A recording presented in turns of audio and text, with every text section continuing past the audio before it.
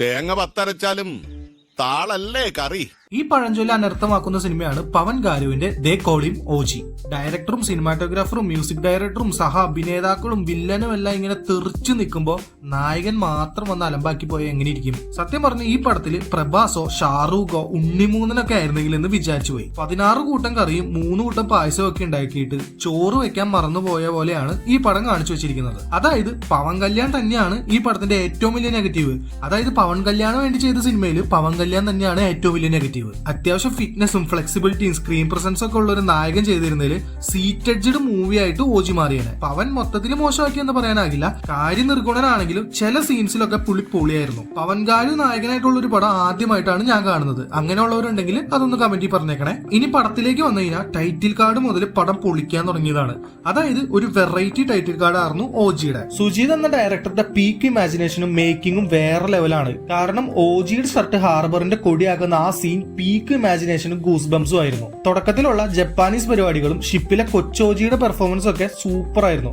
ശരിക്കും പവൻ ഗാരുവിനേക്കാൾ സ്വാഗ് ആ കൊച്ചു പയ്യനുണ്ടായിരുന്നു. ഇങ്ങനെയുള്ള സിനിമകളിൽ കഥ നോക്കുന്നത് ശരിയല്ല, എന്നാലും നമ്മൾ കണ്ടു മറന്ന കഥ തന്നെയാണ് ഇതിന്റെ. പക്ഷെ ഈ കഥ ഏത് ലെവലിൽ വേണമെങ്കിലും നമുക്ക് എടുക്കാം. അതായത് ഒരു വലിയ ഗാങ്സ്റ്റർ അവന്റെ കൊല്ലും കൊലയൊക്കെ നിർത്തിയിട്ട് ആ നാട്ടിൽ നിന്ന് പോകുന്നു. പിന്നീട് ഒരു പ്രശ്നം കാരണം അവൻ ആ നാട്ടിലേക്ക് തിരിച്ചു വരുന്നു. അവന്റെ പഴയ ഗാങ്സ്റ്റർ കുപ്പായ എടുത്തിടുന്നു. ഈ ഒരു സ്റ്റോറി ലൈനിൽ ഈ ലോകത്ത് തന്നെ ഒരു 1000 കൂടുതൽ പടങ്ങൾ വന്നിട്ടുണ്ടാവും. പക്ഷെ ഈ ഒരു പ്ലോട്ടിൽ ഇനിയൊരു പടം വന്നാലും ആളുകൾ സ്വീകരിക്കും. കാരണം ഏത് ലെവലിൽ വേണമെങ്കിലും നായകനെ ബിൽഡ് ചെയ്യാൻ പറ്റിയ പ്ലോട്ടാണിത്. ഈ ബേസിക് സ്റ്റോറി ലൈനിൽ ആഡ് ചെയ്യുന്ന സബ് പ്ലോട്ട്സും ക്യാരക്ടേഴ്സും വേൾഡും പോലെ ഇരിക്കും പടത്തിന്റെ ഔട്ട്.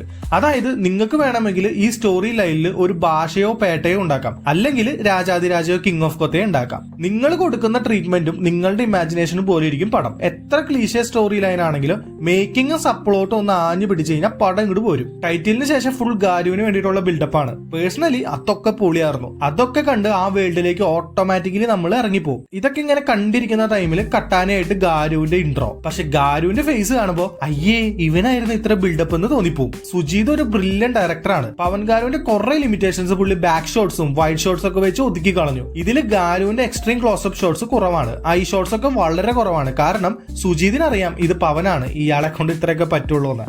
അതുപോലെ കോസ്റ്റ്യൂംസ് ഹെവി ആക്കിയപ്പോ ഗാരുവിന്റെ ഹെയർ സ്റ്റൈലിലും മൂജിച്ചു. അതായത് എല്ലാം സെറ്റായിട്ട് ഒപ്പിച്ചു വരുമ്പോ ഗാരു എവിടെയും വന്ന് നശിപ്പിക്കും. പിന്നെ നമ്മുടെ സുദേവൊക്കെ നൈസ് ആയിരുന്നു, അങ്ങേർക്കും നല്ല സ്വാഗ് ഉണ്ടായിരുന്നു, കിഡിലും ക്യാരക്ടറും ആയിരുന്നു. ഫസ്റ്റ് ഹാഫിൽ ഗാരുവിന്റെ സീൻസ് കുറവാണ്, പക്ഷെ ഉള്ള സീൻസ് സുജിത് അറിഞ്ഞു പണി. പിന്നെ ഉള്ളത് തമ്മാൻ ഇജാതി മ്യൂസിക് വർക്ക്. ഡാക്കുവിന്റെ ചില കോപ്പി സാധനങ്ങൾ ഇവിടെ കുറച്ച് ശ്രുതി മാറ്റി പിടിച്ചിട്ടുണ്ടെങ്കിലും പടത്തിന്റെ മൊത്തത്തിലുള്ള ആസ്വാദനത്തിന് അതൊന്നും ബാധിച്ചില്ല. ഇന്റർവെൽ സീനിലും ഓജിയുടെ ഇൻട്രൊഡക്ഷൻ സീനിലൊക്കെ കൊടുത്തിരിക്കുന്ന BGM ഒക്കെ അത് പ്ലേസ് ചെയ്തിരിക്കുന്ന വേറെ ലെവലാണ്. ഫസ്റ്റ് ഹാഫിലെ ചില ഡയലോഗ്സും ബിൽഡപ്പ് സീൻസും എലവേഷൻ എല്ലാം നന്നായിരുന്നു. അതിനെ ബ്ലെൻഡ് ആക്കി പോകുന്ന സിനിമാറ്റോഗ്രാഫിയും കളർ ഗ്രേഡിങ്ങും എഡിറ്റിംഗും ഒക്കെ ആയിരുന്നു. സത്യം പറഞ്ഞു കഴിഞ്ഞാൽ മേക്കിങ്ങിന് 100-ൽ 100 കൊടുക്കണം. ഇന്റർവെല്ലൊക്കെ വൻ ലെവൽ പരിപാടിയാണ് ചെയ്തു വെച്ചിരിക്കുന്നത്. പക്ഷെ എവിടെയോ എന്തോ തകരാറ് പോലെ എന്ന തോന്നലുണ്ടായിരുന്നു. ഇനി അടുത്തതാണ് ഇമ്രാൻ ഹാഷ്മി. ഇമ്രാൻ ഹാഷ്മിയുടെ അച്ഛനായിട്ട് അഭിനയിച്ച തേജ് അടിപൊളിയായിരുന്നു. ഇമ്രാൻ ഹാഷ്മിക്ക് ഭയങ്കര ഓറയും സ്വാഗവും ഒക്കെ ഉണ്ടായിരുന്നെങ്കിലും പുള്ളിനെ വേണ്ട വിധത്തിൽ യൂസ് ചെയ്തില്ല. അതായത് ഒരു നോർമൽ തെലുങ്ക് വില്ലൻ തന്നെ. അല്ലെങ്കിൽ ഫാൻ ബോയ് ഐഡിയോളിന് വേണ്ടി എടുക്കുന്ന പടത്തിൽ വേറെ ആരെയും അഴിഞ്ഞാടാൻ ഇടില്ലല്ലോ. ഇമ്രാൻ ഹാഷ്മി ചുമ്മാ ഒരു ഹെലികോപ്റ്ററിൽ നിന്ന് ഇറങ്ങി വന്നിട്ട് ഒരു കാറിലേക്ക് കയറുന്ന സീനുണ്ട്. അതിലെ സ്വാഗ് മാത്രം മതി ഇമ്രാൻ ഹാഷ്മി ആരാണെന്ന് മനസ്സിലാക്കാൻ. ഈ സിനിമയിൽ ഹാഷ്മിയുടെ ക്യാരക്ടറിന് ഒരു പ്രോപ്പർ ആയിട്ട് ആർക്ക് കൊടുത്തിട്ടില്ല, ഒരു ബേസ് ഇല്ല. ആള് ഇന്റർനാഷണൽ ഡോൺ ആണ്, പക്ഷെ ആ ക്യാരക്ടർ ടെററിസ്റ്റ് ആണോ ഗാങ്സ്റ്റർ ആണോ എന്നൊന്നും പ്രോപ്പർ ആയിട്ട് എസ്റ്റാബ്ലിഷ് ചെയ്തിട്ടില്ല. പിന്നെ തുടക്കം മുതലേ ഓജി വലിയ സംഭവമാണെന്ന് പറഞ്ഞു വന്നുകൊണ്ട് എതിരെ നിൽക്കുന്ന വില്ലൻ ഓജിനേക്കാൾ വലിയ സംഭവം ആവണമായിരുന്നു. പക്ഷെ അങ്ങനെയല്ല. ഇപ്പൊ KGF എടുത്തു കഴിഞ്ഞാൽ റോക്കി ഗരുഡയുടെ മുന്നിൽ ശിശുവാണ്. സോ നമുക്കൊരു ടെൻഷൻ ഓട്ടോമാറ്റിക്കലി ഉണ്ടാവും, റോക്കിക്ക് ഗരുഡയെ കൊല്ലാൻ പറ്റുമോ എന്ന്. ബിക്കോസ് എല്ലാ അർത്ഥത്തിലും ഗരുഡ റോക്കിയേക്കാൾ കേമനാണ്. പക്ഷെ ഇവിടെ ഓജിയേക്കാൾ വലിയ സംഭവമായിട്ട് ഒരു ക്യാരക്ടറും ഇല്ല. ഈവൻ അവസാനം വരുന്ന യക്കൂസക്കാരൻ പോലും ഓജിയുടെ മുന്നിൽ ഒന്നുമല്ല. ഓജിക്ക് ഒരു എതിരാളി ഇല്ല. അപ്പൊ അത്രയും പവർഫുൾ ആയിട്ട് നായകനെ കാണിക്കുമ്പോൾ നായകന്റെ വീക്ക്നെസ്സും വില്ലന്റെ പവറും എന്താണെന്ന് പ്രോപ്പർ ആയിട്ട് കാണിക്കണം. അപ്പോഴാണ് നമുക്ക് നായകന് വില്ലനെ ജയിക്കാൻ പറ്റുമോ എന്നുള്ള ഒരു ചോദ്യം വരാം. അതിന്റെ ഏറ്റവും വലിയ എക്സാമ്പിൾ ആണ് ഡാർക്ക് നൈറ്റിലെ ബാറ്റ്മാനും ജോക്കറും. ഇങ്ങ് മലയാളത്തിലാണെങ്കിൽ ജോജുവിന്റെ പണി. അതായത് ജോജു വൻ പവർഫുൾ ആണ്, വില്ലന്മാരാണെങ്കിലും ശിശുക്കളും.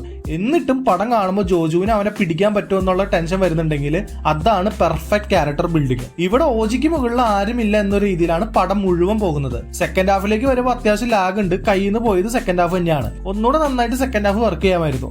ഓജി തിരിച്ചു വരുമ്പോഴുള്ള ആ പോലീസ് സ്റ്റേഷൻ സീൻ മാരക സീനാണ്. ആ സമയം പറയുന്ന ആ പുലിയുടെ ഡയലോഗൊക്കെ കിടുവായിരുന്നു.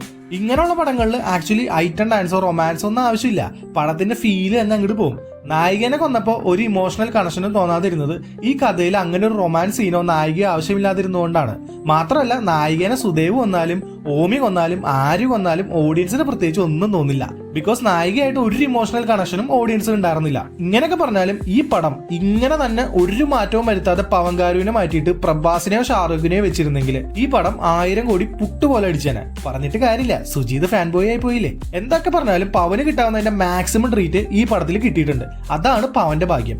ഏതായാലും സുജീതിന്റെ വരും കാല വർക്കുകൾ പെട്ടയ്ക്കുന്നുള്ള ഒരു ഉറപ്പ് ഈ ഒറ്റ സിനിമയിലൂടെ എനിക്ക് കിട്ടി. അപ്പൊ ഈ പടം കാണാത്തവര് മാക്സിമം ഈ പടം കാണുക.